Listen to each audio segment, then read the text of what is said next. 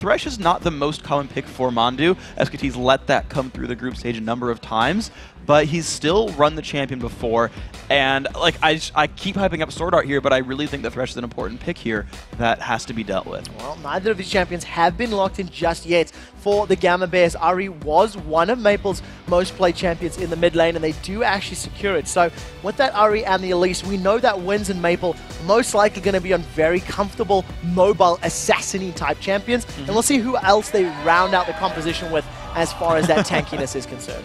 And here's Bengi on the Lee Sin as well, which is just such a good pick for him. Bengi's so mechanically good, and putting someone like that on Lee Sin lets him make a whole heck of a lot of plays. And this is now SKT's team, is they are able to just make plays. Anyone who gets a pick can get a Shen. Everyone who gets a pick can set up someone else for a kill. These guys have a lot of long-range engage potential here. So this is still SKT picking a very ourselves team comp. And I'm going to have to guess that's Support Annie here. That would be my first guess as well. And I know that Support Annie is something we've actually discussed at length over on the analyst desk. And, you know, Crepo is leaning more towards disliking it and can see the strengths that it offers. But we'll have to see how well SwordArt can make this work. Because as it stands, Piglet's considering playing Ezreal. And, you know, if Ezreal can just Arcane Shift away while the stun is in air or before Tibbers lands, it's going to be difficult to be impactful in that lane. That's generally going to be incredibly difficult to do, though. It's really hard for you to reflex an Incinerate or a Tibbers. If you stun with Q, then yeah, it's like a free Arcane Shift and it's no big problem. But generally speaking, it'll be hard to dodge Annie's stuns without seeing it coming. But what I'm curious to see, though, is the analysis on Support Annie is that you want a 2v1 mid, but Ahri's not the best like side lane 1v2 champion. And not only that, but Faker is going to be playing Lissandra here for, I believe, the first time at the World Championship. So going to be very interested to see how this SKT composition plays out. I kind of feel like they're lacking a little bit in the damage side of things. That Ezreal and Lissandra, don't get me wrong, they deal damage, but it's not a Ahri, Elise, Annie, Varus, and probably, you know, Rumble if they add that as well. This is a nice comp here, I think, more for Gamania Bears right now, especially with the Rumble lock-in. That is a champion that we have seen Steak play before. And honestly, the last time I saw this comp from them, it had Varus, but it was Orianna in the mid lane. And Orianna's still available, but they said, you know what, Annie's going to bring enough area of effect crowd control down. We'll be able to run Ahri some like low crowd control and still make the Rumble work. And I like this Bears comp in terms of team fighting. I think they have the playmaking they need in the mid game for Maple, which was their weakness last time. Maple and Winds together can make a lot of things happen, and then they can run it all together for a team fight. Whereas, as you mentioned for SKT, you're right, their damage is pretty low. These guys, I think, are going to need an early game lead in order to keep winning team fights. They do have an immense ability to control the team fights, though. With that Shen being ever present, with Lissandra's ridiculous amount of utility, that's definitely going to play into their favor. So, the game is loading up. There is about 20 seconds left on the clock before we get into this one. And, you know, it's all in the line here for the Gamma Bears. They were the underdogs coming into this matchup. And you have to give props for the very early stages of the game. But Winds needs to make his ganks count in this one in order to help snowball Gamma Bears and get them, you know, pushing forward proactively. And it's going to be, I think a lot of this does rest on the early game overall. And just sort of to point something out for fun, SwordArt's Runes and Masteries, 21 offense on Support Annie, AP Quince, dude wants to do a bunch of damage to you early on, but that's what it's going to be on because he has, you know, no movement speed, no gold generation. He's going to go broke or kill a bunch of things. It's going to be one of those two options, though. Yeah, go big or go home. And that's literally what's going to happen. They either go big in this game and force the decider, or they literally pack the bags and fly back, as this could be the end of the Gamma Bears tournament. We'll be loading up in just a second. And the one thing that I'm a little nervous about is that 4 out of the 5 members of the Gamma Bears are ability power or magic-based damage. So if SKT can prioritize some of those Spirit Visages, Banshees, Veils, it's going to be very, very difficult for the rest of the team that's not NL to clean up fights. And that's an important thing that you point out here, actually, because you've got a top lane Shen, remember. You've got Impact here, who gets to go first item Spirit Visage, have 20% cooldown reduction on his Stand United, and keep showing up to keep making plays for these guys. So here we are into the Rift. Game 2. So, game 2 loaded up. This time around, SK Telecom are wearing the blue trunks. And, of course, the Gamma Bears are in the red. We'll have to see how well they can take charge of this matchup. I do prefer the damage options for Gamma, but If they are unable to kill through the shields of Lee-Sin and Shen and the invulnerability of Lissandra, you can have all the damage in the world if you can't make it all stick to the right targets. I'll see if they can land enough crowd control together here, Gamma Bears. The early battle line's drawn. No big deal. I think Winds threw the spider the opposite direction to throw SKT off. Yeah. Because I was like, things Mind going games. the wrong way, dude. Right now, Gamma Bears backing away from the river. SKT, they've got a little bit of a ward over by the red buff side, and this spiderling does manage to find SKT out. So they'll be aware of their positioning as Gamma Bears, once again with a more of a defensive start here. Yeah, so this little piglet's going to go back into his own jungle. Nope. Maybe? Okay, he is. I got it right. And here actually is going to be the lane matchup situation, because I feel like Varus Annie has so much poke and the ability to turn around and all in from Thresh that life's going to get difficult for the SKT duo lane. Notice that the Bears are already set up here to be in lane. They're already prepared to do all kinds of fucking things, right? Early pink ward on the tri-brush. They're trying to come into this unspotted. Oh, that blind hook. But we do see SwordArt has his stun available, and you see that PoohManDu realized he did not want none of that. Does manage to back away. That position revealed, and I think Gamma Bears, a little bit of early vision on that side of the map. Impact and Bengi now going to start off on the blue side. Well, it looks like Winds may actually be soloing that red buff. Actually, he's got the help of Steak, so they're both starting on the top half of the map. And that's interesting because neither team got deep enough wards to know where people were starting. Anytime you start the jungle with only your top laner, you risk getting invaded. You risk bad things happening to you, and neither side capitalized on that. They both got away with the risk. There's the battle on PoohManDu early on. Oh, they've got him out. Ignite is ticking. NL decides not to flash for this one. Flash and barrier available, but that's a lot of damage, and PoohManDu is eating through his consumables. He's going to have to chug a lot of those, but honestly, he started out with just potions and wards, and Mandu will be back to full health pretty soon. SwordArt's going to run low on mana while charging up the stun. Ignite was burned by SwordArt's Annie rather. So not going to have that available if they decide to jump on PoohManDu and Piglet.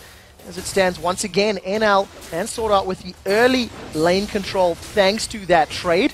NL doing the best he can to pull ahead as far as the CS. And what I'm going to sort of watch as well is how much of that CS goes to SwordArt in order to get those mana-less costs. But look at that. The early pink ward allows Winds to get through. Bengi knows this is already poised to counter gank. Well, we'll see how well these ganks work. Winds unable to secure kills in the previous game, whereas Bengi did get first blood with his jungle Vi. The hook catches NL. PoohManDu goes forward. The flash comes out. Now NL is going to have his barrier available. Does pop it, but it's not going to be enough. In the background, Winds doing the best he can to trade. Now Bengi is sticking to him. Sonic Wave, can it catch? That is the question. It does! He follows up. SwordArt's in trouble, 100 HP. The volatile spiderling goes down. The cocoon does not connect. This could be 3. Gets a safeguard shield. We do see the Sonic Wave gets dodged by the repel.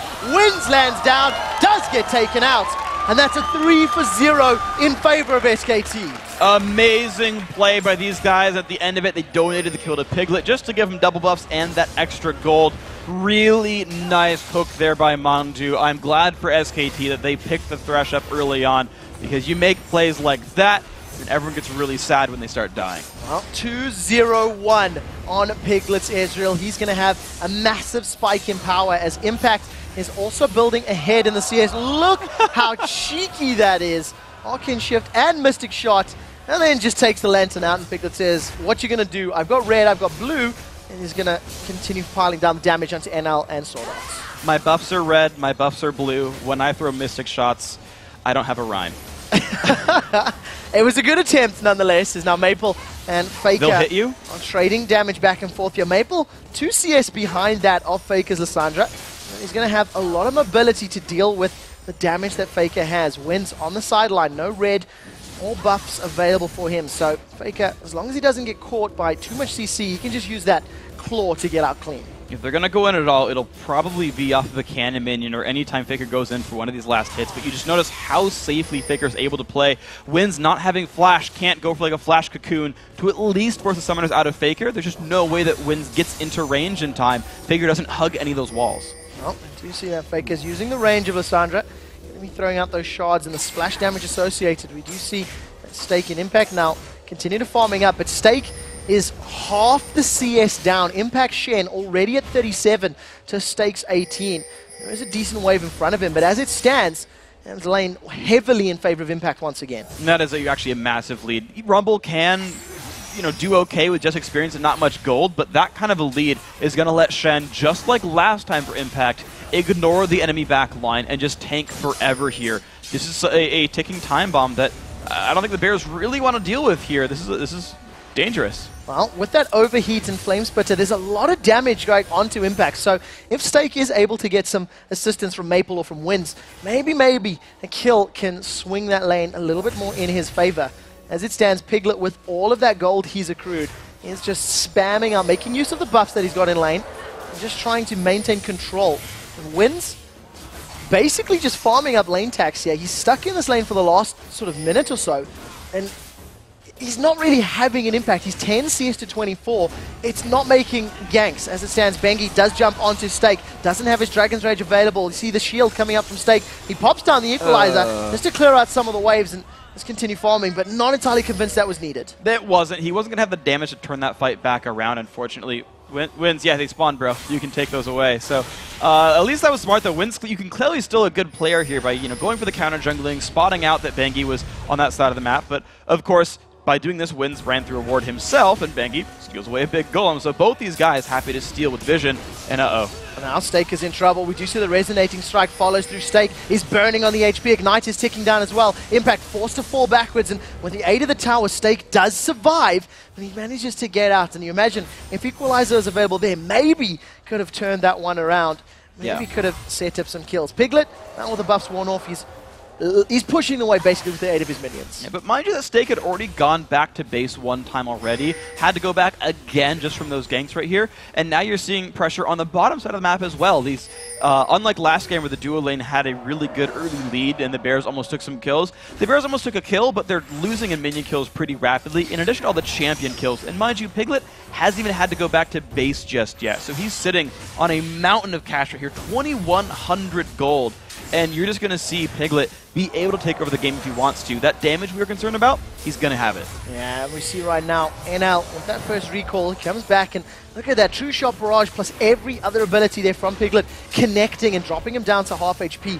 Remember, SwordArt does not have any GP10 on his runes or masteries. He went all in for that ability power, and SwordArt falling further behind. That early game kill potential of the Annie has not been made use of just yet. And look at the build that even Mandu went for here. Early boosts of speed to help create catches as well. The SKT lineup are going aggressive with this one. Piglet has finally gone back to base for some items, but you're gonna see them keep trying to make plays. Bengi, even without a ton of kill gold, okay, 1 kill and assist, again boost mobility, again trying to make plays. This time though, just a little bit too late for the blue buff. Well, blue buff was secured there by Maple, so maybe the additional spamming power of that mana and CDR can work in their favor. PoohManDu hanging out on the side. They're trying to set up a death sentence over the wall.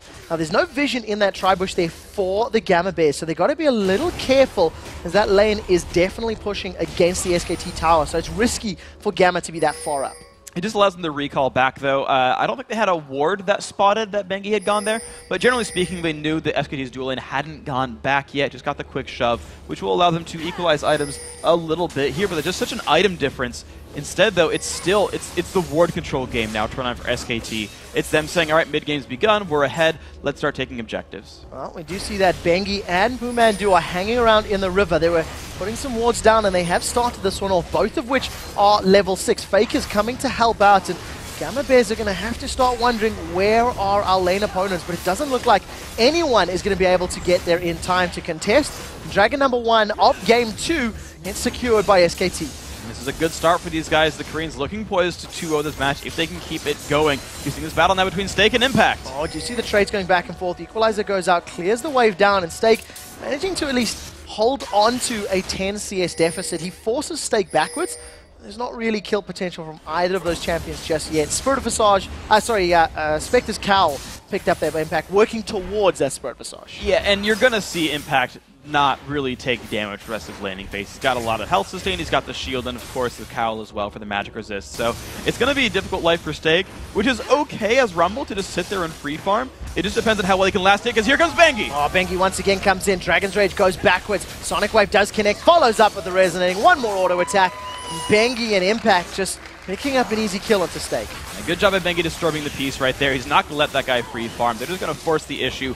Good taunt flash, though, by Impact to set that up. And here's another one in mid with Shen. Here comes Stand United. Maple is going to do the best he can to get away. Flashes the taunt. Spirit Rush is not available. Will be in a few seconds. Faker follows the Claw of Doom to end Maple's life. Now the Death Sentence connects onto SwordArt. He tries to flash away. True Shot Barrage into Arcane Shifters. Piglet and PoohManDu pick up a kill. And do you see the shield going up? But that's out of tower range. PoohManDu, 210 HP, is able to scare NL away. Just about a half-second late and actually cast the ultimate. That would have been a kill secured right here. And you can just see the harass Faker can do. He knows Winds can't kill him off in the minion wave and puts himself in danger just for no good reason. And now Bengi, you're seeing, knowing that the enemy junglers in the mid lane, says, I can steal away the golems. Realizes they actually weren't cleared since last time he countered jungle. Says, fine, I'll go back to base. Alright, just decides to recall. Gonna go up to those double golems as it stands. You can see him moving on the minimap. And once again, SKT find themselves 5,000 gold ahead. This time at the 12-minute mark. This match's early game has been significantly more in favor of the Korean powerhouse, and there's no more room for error here if you're a Gamma Bears, member. You cannot afford to give away more kills or more gold. Mechanically, they're keeping up fairly even in CS. Sure. They just haven't made the plays count. And that's always been sort of the issue is kind of, I feel like the days are gone of teams that could sit there passively, give up a kill or a dragon once in a while and just say, we'll play for late game. The teams that come back are the teams that actually make plays, create openings, and get some kills back in their favor. But unfortunately, it's Bengi the one who's making all the plays here. Bears are looking for mid. I just don't know. Oh, that is a flash cocoon. It doesn't manage to land as Maple saves the charm. Does catch it out onto Bengi, but flash burned from Winds there. And actually, nothing really earned. Faker was able to get out. This time around, the Death Sentence doesn't land, and NL is safe for the time being. And that was just a straight-up dodge. Even though that was probably the right play to try to go for, not only was Bengi already there, but the cocoon missed. Bengi's still running around. Early Sightstone as well for him. So this actually helps Bengi make ganks happen, knowing no counter gank is here, even though they're already ahead in gold. We do see Bengi continues to roam around the jungle here. We do see that Faker is joining him, so probably just going to wait for this blue buff to spawn up. Or they may be deciding to go for a tower dive. This is going to be a 4v3 in the bottom lane. This is going to be very successful for SKT, in fact. The turret likely not be enough. Now we'll see how this works out. There comes the Claw of Doom. They land the massive Glacial Doom, and that's just melted. Double kill for Faker. He does get shut down by the Ignite, and the Tibbers of SwordArt in the background, and NL, with the aid of the tower, forces PoohManDu to flash. But that was just instant burst in conjunction with that True Shot Barrage. It's a really, really nice play by these guys. The early steps will help me. That one, the dive! It's not over yet. Piglet and Bengi go forward. NL's the first victim is now Bengi and Piglet turn onto Maple. They carry on chasing. Maple doesn't have Spirit Rush available. Piglet getting the movement speed from the Phage there. Is going to be able to sidestep. Mystic Shot doesn't connect. And it does allow SKT to get out cleanly, but another kill on the board onto NL. Good dive there by SKT overall. I actually like Piglet. He Mystic Shot it, expecting Maple to dodge, but Maple didn't dodge far enough down to make it connect. He actually led his target, though. Oh, we do see the charm goes out. That doesn't connect. Maple now forced a little bit backwards. Here comes Winds from the side. There's no smite available. He picks up a kill. That's onto Bengi. Now it turns onto PoohManDu. The cocoon slowed him down, and look at that box slow. Immensely powerful, and allows PoohManDu to get away. Blue buff has been started, and this will be secured by Maple. So at least another kill on the board, and importantly, blue buff for Maple. Definitely a good job by the Bears. This is, by the way, I think Maple's first blue buff, like, of the game, or sorry, of the tournament, I believe, in fact. But that's really good there by the Bears, turning around fights. NL surviving the tower dive initially and getting one for it. It was Maple coming back and trying to get another one as the dive continued. The team showing up for the blue buff. The Bears are starting to make some actual aggressive moves in terms of looking for fights, but they've got to keep doing this to pull themselves back in. SKT are just going to continue to take ward control, continue to take buffs, and they've got to get punished for it for the Bears to have a chance. Yeah, 8,000 gold is the difference between the two teams right now. We see Faker returning to this mid lane, 125 CS to the 110 of Maple's Ari. Bengi secures another buff for himself. He's currently 2-1-4. Death Sentence doesn't connect, as we do see Winds able to repel over to the red buff and gets out cleanly. But with an Oracles on the back pocket of PoohManDu's Thresh, they're getting real good vision control, as you see Piglet and Impact on the top lane. And I like pointing out what Mandu's done with his build right here. Actually, this could be a fight. It's going to be close. Ignite is burning. Piglet is going to Arcane Shift away. Impact gets caught up by the Cocoon on the Equalizer. In the mid lane, the Tomb locks up Maple. He Spirit Rushes to the side. We do see in the background, Bengi comes in with the Sonic Wave to pick up the kill. Now, Steak running away as best as he can. He's burning from the Ignite. Winds in the background. background is going to fall victim as SwordArt is now being jumped on. He does get a stun down, but it's not enough as Piglet and PoohManDu close out on Steak in the top lane, and they stack on the inner turrets. This is really good for SKT. They're making much more aggressive moves than they were in the game one. This is a much more comfortable SKT Telecom. We talked about them being a little bit slow when they first start out series, but it seems that they're such a strong team that starting out slow means they just won't win really fast. This time around, though, this could be interesting. Such a corruption lands from NL, doesn't follow up with anything else. Another tower falls, that's the third of the game. Faker will be securing this tower if he decides to. In fact, minions should be able to close this one out as well. Yeah. Unless anyone gets here in time. Doesn't look like it. And that's going to be 4 towers to 0 in favor of SK Telecom. 10,000 gold in the lead. And Stand United hasn't even been needed in those previous fights. It was so far ahead. Here's a replay of the mid lane. So it's going to be Faker making a lot of just early bursts that can't be dodged here. And just the flash W guarantees. Bengi stealing away, but no big deal. And this is just MonDu setting things up. He went boots of speed, but first Impact's getting caught. So Impact is being chunked down. Stand United was used. In fact, now we see him. He taunts out over the wall. Feint is up. He's got a couple hundred hit points, 380. Still taking everybody on a walk. Just a matter of time before they close him down as Maple is joining from the side. The thing is, how long do they stand? Oh. He's still alive! Sonic Wave comes in. Impact runs! Impact is not dead! Impact gets away from 3 members of Gamma Bears. And now SK Telecom turn it on. The Claw of Doom comes in. They root Steak in place. That's a self-cast from Faker to slow down the Gamma Bears. They manage to pick up a kill. It's Impact that closes out Winds, and they turn the focus onto the rest of the Gamma Bears. There's a minion wave behind them. We'll see if they stick around for the tower. And they certainly got the ability to push if they want to, but some reasonably low health bars says SKT, you know, let's just take the safe objective here. We know that the Bears are stuck in their lane. We'll take a dragon and secure off this. And you're just seeing now how far ahead SKT are. They're warmed up. The Flame Spitter might have helped that happen. And now they're just ready to go. Such a great pickup there. Second dragon of the game. Now 13,000 gold. And Impact ran away from 4 members of the Gamma Bears. He tanked them up. He even managed to re-engage on that fight and secure the killing blow onto Winds Elise. Winds Elise right now 1-4-1. He's behind on CS.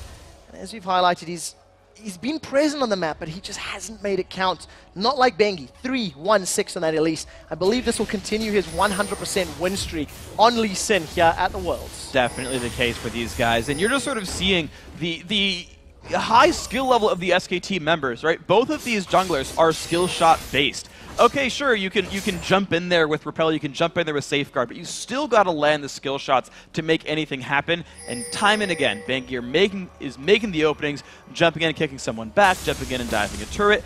Rush's non-combat items still has better record in fights. Oh, here comes Faker. He has just melted Steak. And that was just a massive burst of damage. That was just brutal right there. Actually rushing the Deathfire Grasp to give more burst damage out there. Again, accentuating the, oh, damage might be low, so I'll build damage items and destroy you anyway. And SKT just going to continue the siege. I don't think they even need to play the Baron dance. They've got enough damage out, but they can play a siege game and close it out. Tower number 5 secured. The rest of SKT group up in this mid lane, and now they turn their attention onto the first inhibitor turret. Even with a charm landing on PoohManDu, the Orb of Deception does not. And SKT are in a commanding position right now. They have minions on the top lane, minions in the mid lane, and it's just a matter of time before they set their sights on one of these towers. And they're going to look for the mid lane right now, actually. 5 members in there. Charmlands and Impact. Might be a fight. It's not the target you want, though. Tibbers goes down, doesn't catch any of the priority targets. Equalizer goes down, and most of SKT avoid it. PoohManDu is going to be the first victim, as we see Shen unable to land, thanks to the Stand United. Bengi forced to flash over the wall, and SKT caught a little overcommitted. A single kill for Gamma Bears. But think about what that fight could have been for Gamma Bears if they had actually used their cooldowns on someone who wasn't impacted. That is the single member of SK2 who is actually poised to take that kind of damage. MonDu died without Tibbers. He died without a lot of the initial burst from the Gamania Bears lineup. If these guys can actually get a real team fight, I mean, maybe this is overselling their chances here, but we've seen crazier comebacks, and the Bears have a team fight composition. If you've got to hope for the Gamania Bears, you hope for a well-executed 5v5. Well, let's see Piglet actually securing the blue buff this time around. Let's see, let's pick that up. He's going to return himself to the jungle, continues farming up those large buffs. Faker once again with a massive CS advantage, 220 to Maple's 133. Numbers are fairly close across the rest of the board, but with so many dragons and towers and global gold down, Gamma Bears are 14,000 gold behind. It's roughly 50% difference there that SKT is ahead, and we'll have to see how they decide to close this one out. Faker now with that Zhonya's Hourglass completed. He not only has the ability to use that Frozen Tomb on himself, he can follow it up with an Hourglass, and it's even more difficult to kill him because of all that additional invulnerability that he has. And it's much more likely now for Faker to target someone with the ultimate there. He can just chain all his abilities down, basically wait for the cooldowns during the Zhonya's on himself, and basically remove Maple from the fight. Now realize that Maple still hasn't completed his own Deathfire Grasp, whereas Faker has his plus a Zhonya's. Like, let's just highlight how far ahead Faker is right now. A full item, 4,000 gold. Like, there's just such a massive lead here for SKT. They're walking bags of gigantic stats. Yeah, it's so difficult for Gamma Bears to pull themselves out of this one. We do see Baron has been started. There is a ring of wards around the red buff area here, so SKT will be well aware of any sort of invade. The piercing arrow goes out. Baron down to 6,000 HP. Gamma Bears going to try to engage in this one. They've got no vision, though. That's a flash over the wall. Impact does catch him. Look at that. Massive damage from Impact. The Ring of Frost locks him up for a couple of seconds. Hourglass has not been used yet, as the first victim was Maple. Spear Rush not even used. Now the Hourglass by Faker keeping him alive. NL does throw down the barrier. In the background, SwordArt Ignite lands down the final tick of damage, but that is a 3 for 1. Gamma Bears get out, but Baron still stands, and it's just more control from SKT. And look at the decisiveness of SKT. We actually talked about that in their game 2 win over OMG, and they all came over the wall. They all bursted down right away. Maple did not get to do anything. Flash and Spirit Rush still available. Wasn't allowed to do that because Faker just deleted him in that team fight. Well, there's one thing that we've learned from the 2 games that SKT have played here today, is that they are more than happy to pull you towards Baron. It's an old fake and switch and immediately jump on you. There was no hesitation to hop over that wall. Here's actually a replay of the fight. So watch Maple here. You ready? The claw comes over, and the flash W into goodbye. Just completely bursted down. You don't get to flash or ult while rooted, so Faker didn't even have to stun his opponent. Smart of him to wait a little bit on that cooldown. The Zhonya's well timed. NL, I like the move there. He flashed, I think, a Q actually from Faker, but unfortunately didn't have anything else to do in that fight. Couldn't get anywhere far enough away, only sitting on a Bloodthirster. You compare NL's Varus, Bloodthirster, Berserker's Greaves, in comparison to a Hex Drinker, a Cutlass, and a Trinity Force. That is an immense difference here. Piglet going with a slightly different Ezreal build than we've been seeing, but against so much magic damage, that Hex Drinker is probably one of the best items you can pick up. I do really like that he stopped to pick that one up as well. And he doesn't need Blade of the Ruined King, but it's a strong item, especially when you don't have a lot of other multiplication there, because you can't multiply the proc damage anyway, so screw it. Just get the attack speed from the Trinity Force from the passive and just throw damage at them. It's not bad overall, but it just wouldn't be the most efficient. But it tells me also that SKT are likely to play a fairly short game here in their minds. 24 minutes, they're looking at the Baron dance again, and once again they've got ward coverage. They could take it down or they could jump over the wall. So Stand United is available here for Impact. He's not going to flash taunt this time round. He will piggyback taunt. Bengi is hanging out on the side. Piglet and Faker waiting to find a victim. Who's it going to be? Steak gets booted into the wall. The Claw of Doom goes up, but Faker doesn't follow it up. Bengi is alone on the enemy territory right now, as we see. Here comes Stand United. Steak is the first victim of this fight in the background as he gets taken out by Piglet. Now PoohManDu running interference and bringing the box in place. A decent chain of corruption is going to slow down Bengi, but that's a double kill for Piglet thanks to those mystic shots. They're going to carry on chasing. SwordArt's going to be the third victim he has. Faker closes it out. Now NL way out of position. That's a third kill of the fight for little Piglet. Now Maple's in trouble. Claw Doom goes out into the Ring of Frost, and that's 3 for Piglet, 2 for Faker. They're on the inhibitor turret. This could be game. This is very likely to be the 2-0 here for SKT. They started the group stage 7-1. They're looking to end the quarterfinals 2-0. They've got to look forward to a best-of-5 against Najin's Sword later on in the week. SKT really showing they are taking no prisoners here. Their decisiveness is here. Their decision-making is crisp. And they're playing some very good League of Legends. Playing this one safe as well. Even with those minions, they don't decide to close it out. Here's a replay of the fight. Yeah, so they jump in, and I like the decisiveness to actually wait here. They didn't actually just immediately jump in.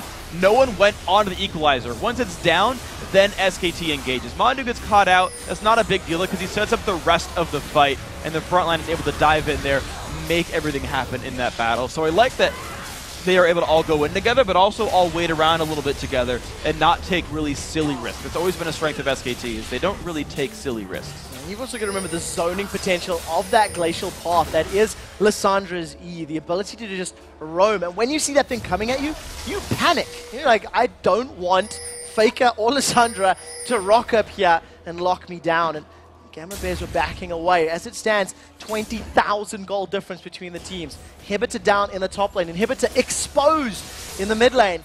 It's really just up to SKT to decide to pull the trigger. You have to feel that Gamma Bears will be going down 0-2 here in their quarterfinal matchup. There's a real good chance that happens here. SKT, I'm trying to think if there's ever a game I've seen them actually lose from having a lead. I think it's pretty uncommon. And here these guys go. They're looking up towards the mid lane. Of course, they've got an exposed inhibitor down there. I don't see why that wouldn't be their point of ingress. And they can sync up the Nexus with the top lane. The Superman is already pushing in. Stand United and the box will be available very, very shortly as those cooldowns do begin to pop up and become clickable. Right now, SKT, they go onto the inhibitor. They're bashing this one down.